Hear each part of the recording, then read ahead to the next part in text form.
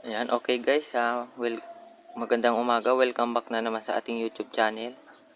Sa ngayon nga pala guys, ayan, gagawa tayo ng ating emergency light.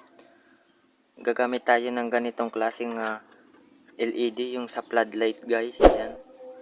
Nabili ko rin nga pala ito guys sa Shopee.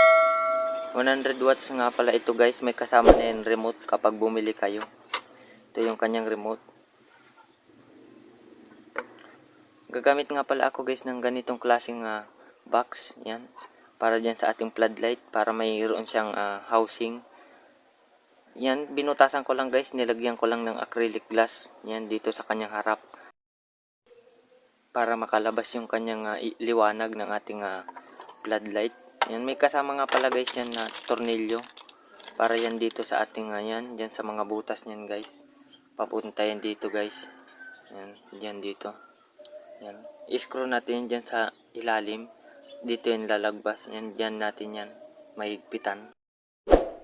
Siyempre, gagamit tayo ng ating LiPo4 battery. Yan. Ito yung ating 3.2 volts na LiPo4 battery na 32650. Pinaralil ko lang. Ito yung positive. Ito yung negative. Yan. Pinaralil ko lang guys. 6 Ah nga pala ito guys. Bali magiging itong 12 Ah kasi nakaparalel. Dudubli yung kanyang capacity. Gagamit pa tayo guys ng ganitong klaseng yan, type C connector para doon sa ating charging, para ma-charge natin tong battery. Yan guys, simulan na natin.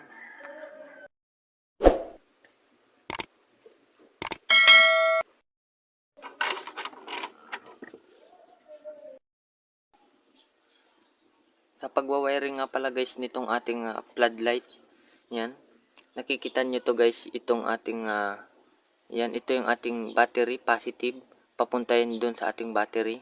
At ito naman yung ating panel. Diyan natin lalagay yung ating type C connector, yung positive niya. At ito naman yung negative ng ating type C connector.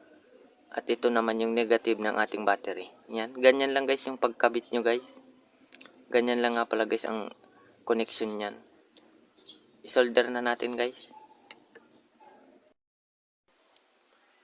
Ito nga pala guys yung wire na ating gagamitin. Nilagyan ko na guys yung kanyang dulo.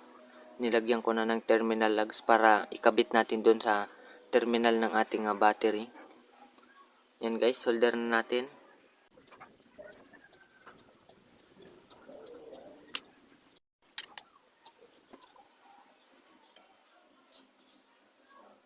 Yan guys, na-solder na natin yung ating positive papunta doon sa ating battery.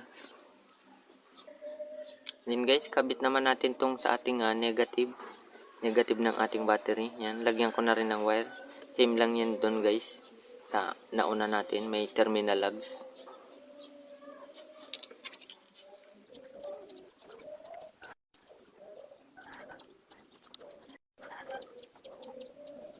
Yan guys, na-solder na natin yung ating negative papunta dun sa ating battery. So ngayon guys, kabit naman natin yung ating itong ating type C. Yan, itong ating type C. Yung pula guys, yung dito sa ating positive, at yung itim naman yan dyan sa ating negative.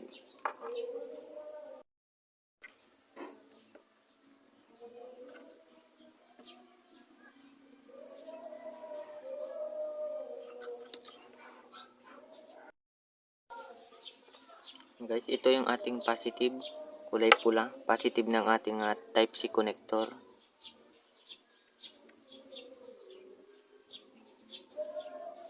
Yan guys, nakabit na natin. Yung negative naman guys.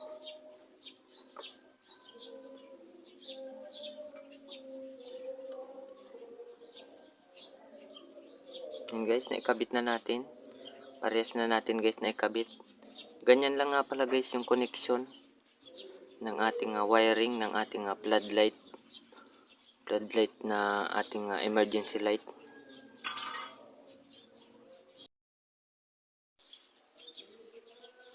And guys, ngayon naikabit na natin. Ilagay naman natin siya guys doon sa kanyang housing, doon sa ating box na ginawa, yung nilagyan natin ng acrylic glass. And guys, lalagay naman natin siya guys dito. Nakaganyan siya guys. Yan. nakaganyan sa dapat para makalabas yung kanyang liwanag dito sa ating acrylic dust. Bali, bubutasan muna natin nga pala dito guys. Yan, butasan lang muna natin dyan para mailagay natin yung ating Type-C connector. Ito, para mailagay natin siya dyan guys.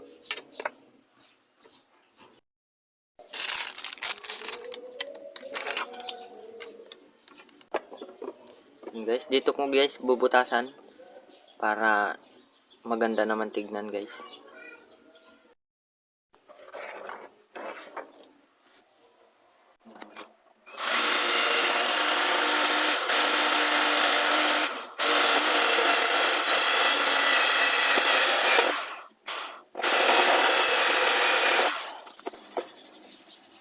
Yan guys, nabutas na natin.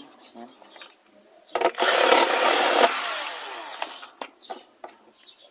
Ngayon guys, ikabit naman natin yung ating floodlight.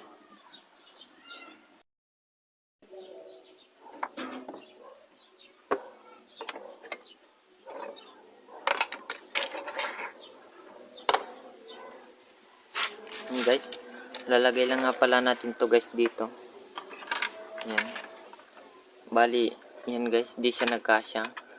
Kakat lang natin siya guys dyan. Paunti-unti lang guys yung cut nyo para wala tayong madamage na ibang parts ng ating floodlight.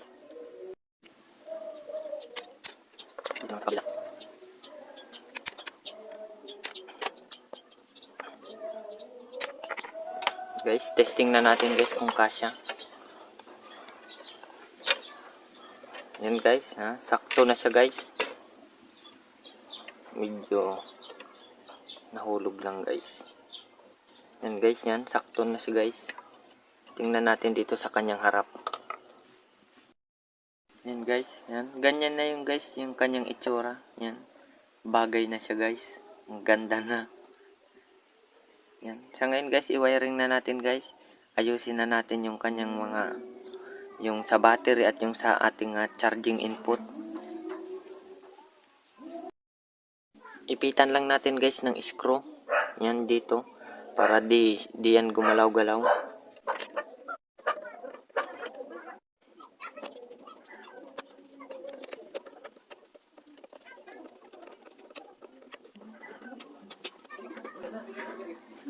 Yan guys, naipit na natin guys yung kabila naman. Screw naman natin guys yung sa kabila.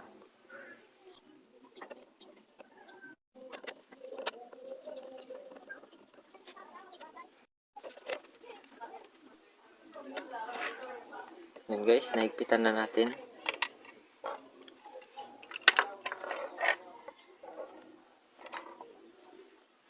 Yan na siya guys. Okay guys, yan. Kabit naman natin itong battery doon sa ating, dito sa ating lalagyan. Yan. I-glue stick lang natin siya guys dyan. Mukhang pwede naman yan.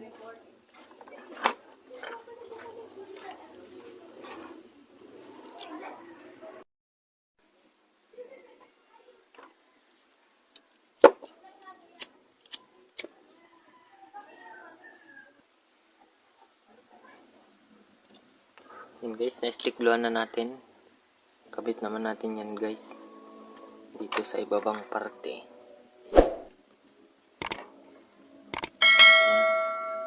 Medyo okay na. Lagyan pa natin guys ng stick glue dyan sa gilid.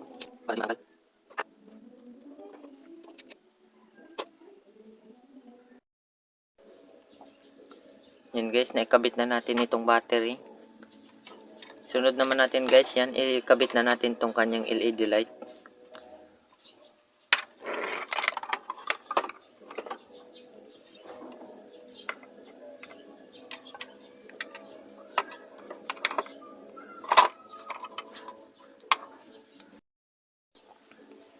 Kabit na natin yung ating positive. Yan guys, ito yung positive. Kabit na natin dito sa ating positive ng ating battery. Dito yon at ito yung ating negative.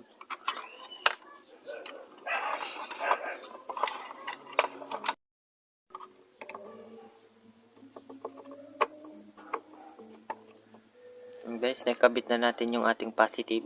Dito naman tayo sa ating negative.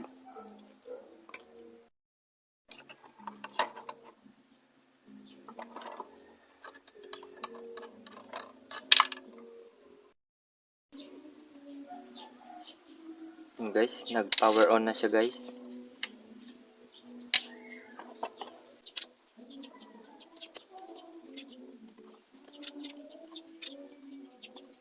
Yan guys, nakabit na natin yung ating negative. Ito na lang ating charging module, yung ating type C.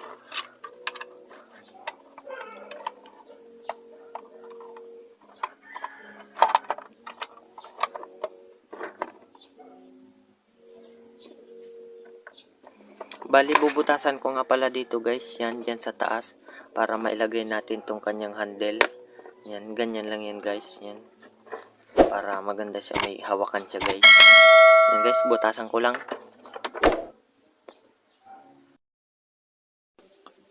Okay guys, na butas na natin. Kabit na natin tong kanyang handle.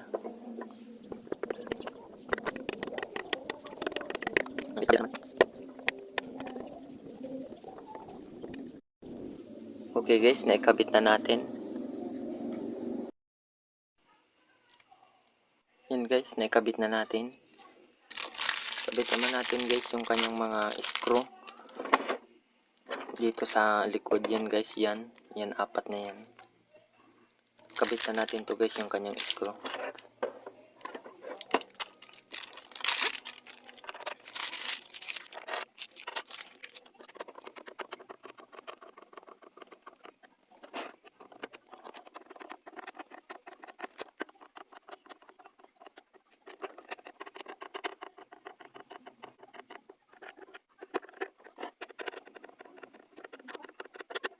Yan guys, na-screw na natin. Yan na siya guys, yan. Ito yung kanyang charging input.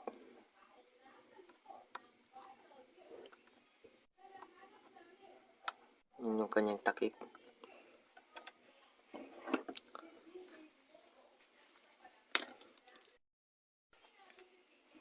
Ito yung kanyang remote guys, yan. Wala pa siya guys, battery lalagyan lang natin guys para ma-on natin yan. Gamit nga pala ko guys ng AAA na battery.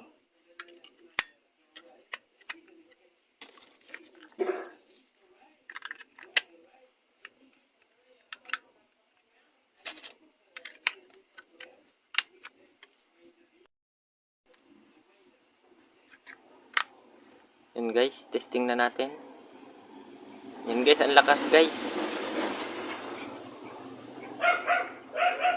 Yan, on natin. Yan, ang lakas niya guys. Portable siya guys, yan o.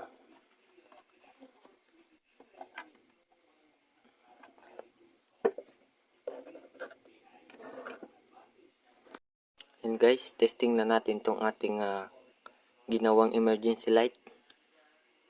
Testing lang natin sa labas. Yan guys, testing na natin.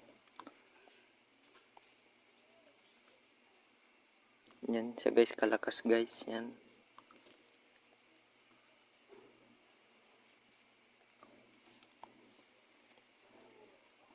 Yan guys, hanggang dito na lang. Maraming salamat.